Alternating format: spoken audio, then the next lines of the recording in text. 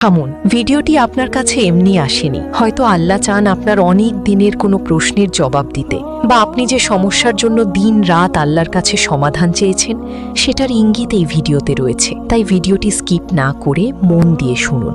হয়তো এই ভিডিওটি আপনার মনকে প্রশান্ত করে দিবে। আসসালামু আলাইকুম ওয়া রাহমাতুল্লাহ। আশা করি আল্লাহর অশেষ রহমতে আপনারা সবাই ভালো আছেন। আমাদের আজকের এই বিশেষ পর্বে আমরা এমন একটি বিষয় নিয়ে আলোচনা করব যা প্রত্যেক মুমিনের হৃদয়ের একান্ত চাওয়া, আর তা হলো কিভাবে বুঝবেন আপনার দোয়া আল্লাহর দরবারে কবুল হচ্ছে কিনা। আমরা সবাই আল্লাহর কাছে দুই হাত তুলে আমাদের মনের আকুতি জানাই, কিন্তু অনেক সময় মনে প্রশ্ন জাগে, আল্লাহ কি আমার দোয়া শুনছেন? আমার প্রার্থনা কি কবুল হচ্ছে?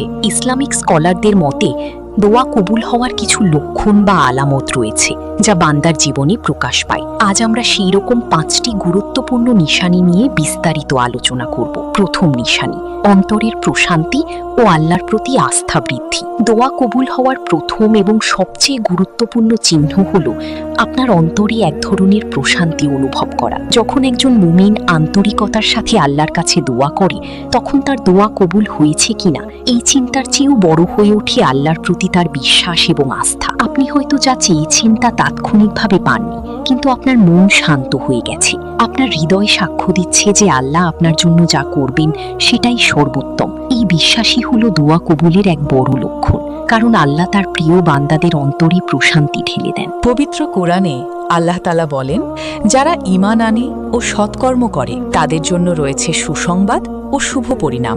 সূরা রাদ 29। এই শুভ পরিণামের একটি অংশ হল দুনিয়াতেই অন্তরের শান্তি লাভ করা। দ্বিতীয় নিশানি, নেক কাজের প্রতি আগ্রহ বৃদ্ধি ও গুনাহ থেকে দূরে থাকা। আপনার দোয়া কবুল হওয়ার আরেকটি স্পষ্ট আলামত হল আপনার মধ্যে ভালো কাজ করার আগ্রহ বেড়ে যাওয়া এবং পাপ কাজের প্রতি ঘৃণা জন্মানো। ধরুন, আপনি কোনো একটি বিপদ থেকে মুক্তির জন্য আল্লাহর কাছে দোয়া করেছেন। এরপর আপনি খেয়াল করলেন আপনার নিয়মিত নামাজ পড়তে ইচ্ছা করছে, কোরআন তিলাওয়াত করতে ভালো লাগছে, অথবা অন্যের সাহায্য করতে মন চাইছে।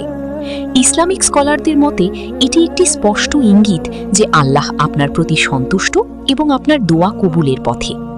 যখন আল্লাহ কোনো বান্দার ইবাদত বা দোয়া কবুল করেন, তখন তাকে আরও নেক আমলের দিকে পরিচালিত করেন। এর কারণ হলো একটি কবুল হওয়া আমল আরেকটি ভালো কাজের দরজা খুলে দেয়। সুতরাং আপনার জীবনে যদি এমন ইতিবাচক পরিবর্তন আসে, তবে আশা করতে পারেন যে আল্লাহ আপনার ডাকে সাড়া দিচ্ছেন। তৃতীয় নিশানি, দোয়ার বিষয়বস্তু অর্জনের জন্য সঠিক পথ খুলে যাওয়া। অনেক সময় আমরা যা চাই তা সরাসরি আমাদের হাতে আসে না, কিন্তু সেই জিনিসটি পাওয়ার জন্য বিভিন্ন পথ ও সুযোগ তৈরি হতে থাকে। এটিও দোয়া কবুল হওয়ার একটি বড় লক্ষণ। ধরুন, আপনি হয়তো একটি ভালো চাকরির জন্য দোয়া করছেন। কিছুদিন পর দেখলেন অপ্রত্যাশিতভাবে কোনো বন্ধু আপনাকে একটি চাকরির খবর দিল, অথবা কোনো প্রশিক্ষণের সুযোগ এলো যা আপনার দক্ষতাকে বাড়িয়ে তুলবে। এই ছোট ছোট সুযোগগুলোই আল্লাহর পক্ষ থেকে আপনার দোয়ার জবাব। আল্লাহ তাআলা তার বান্দাদের জন্য সর্বোত্তম পরিকল্পনাকারী। তিনি জানেন কোন পথে বান্দার কল্যাণ নিহিত রয়েছে। তাই তিনি সরাসরি ফল না দিয়ে সেই ফলের দিকে নিয়ে যাওয়ার পথ সহজ করে দেন। পবিত্র কুরআনে বলা হয়েছে, যারা তাকওয়া অবলম্বন করে আল্লাহ তাদের জন্য সমাধানের পথ তৈরি করেন এবং এমন উৎস থেকে রিজিক দান করেন যা সে কল্পনাও করতে পারে না। সূরা তালাক 2:3। চতুর্থ নিশানি, বিপদে ধৈর্য ধারণ করার ক্ষমতা অর্জন। দোয়া কবুল হওয়ার একটি সূক্ষ্ম কিন্তু শক্তিশালী চিহ্ন হল কঠিন পরিস্থিতিতেও ধৈর্য ধারণ করার মানসিকতা তৈরি হওয়া। যখন কোনো বান্দার দোয়া আল্লাহ কবুল করে নেন, তখন তার অন্তরে সবর করার শক্তি বাড়িয়ে দেন। আপনি হয়তো কোনো বড় বিপদ থেকে মুক্তির জন্য দোয়া করছেন, কিন্তু বিপদটি এখনও কাটেনি। তবে আপনি আগের মতো অস্থির হচ্ছেন না, আল্লাহর ফয়সালার উপর সন্তুষ্ট থাকার চেষ্টা করছেন। এই ধৈর্যই প্রমাণ করে যে আল্লাহ আপনার দোয়া শুনেছেন এবং তিনি আপনাকে এর উত্তম প্রতিদান দেবেন। রাসূলুল্লাহ সাল্লাল্লাহু আলাইহি ওয়াসাল্লাম বলেছেন, কোনো মুসলমান যখন দোয়া করে, যদি তাতে কোনো গুনাহ বা আত্মীয়তার সম্পর্ক ছিন্ন করার বিষয় না থাকে, তাহলে আল্লাহ 3টির যে কোনো একটি তাকে দান করেন। হয় দুনিয়াতেই তার দোয়া কবুল করেন, অথবা আখিরাতের জন্য তা সঞ্চয় করে রাখেন, কিংবা তার উপর থেকে সমপরিমাণ বিপদ দূর করে দেন।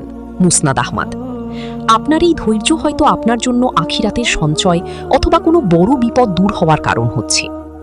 পঞ্চম নিশানি, আল্লাহর প্রতি কৃতজ্ঞতা ও বিনয় বৃদ্ধি পাওয়া। সর্বশেষ যে নিশানিটি নিয়ে কথা বলবো তা হলো, দোয়া করার পর আপনার মধ্যে যদি আল্লাহর প্রতি কৃতজ্ঞতা এবং নিজের বিনয় ও অসহায়ত্ব আরও বেড়ে যায়, তবে এটি দোয়া কবুলের একটি শুভ লক্ষণ। যখন একজন বান্দা বুঝতে পারে যে সে কতটা দুর্বল এবং আল্লাহর রহমত ছাড়া তার কোনো উপায় নেই, তখন তার দোয়া কবুল হওয়ার সম্ভাবনা অনেক বেড়ে যায়। দোয়া কবুলের পর তার মধ্যে অহংকার আসে না, বরং সে আরও বেশি আল্লাহর শুকরিয়া আদায় করে। সে বুঝতে পারে যে যা কিছু পেয়েছে তা কেবলই আল্লাহর দয়ায় পেয়েছে। এই অনুভূতি বান্দাকে আল্লাহর আরও নিকটবর্তী করে তোলে।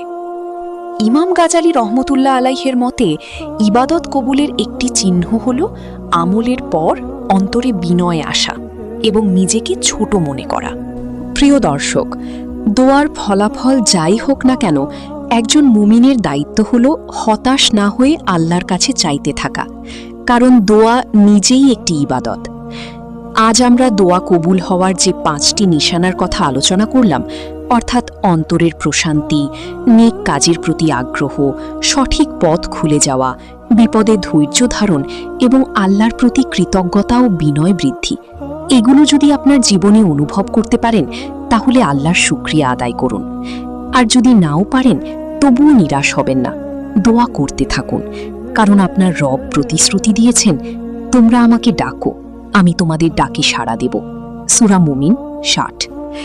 আল্লাহ আমাদের সকলের নেক দোয়াগুলো কবুল করুন এবং আমাদেরকে তার সন্তুষ্ট বান্দাদের অন্তর্ভুক্ত করুন।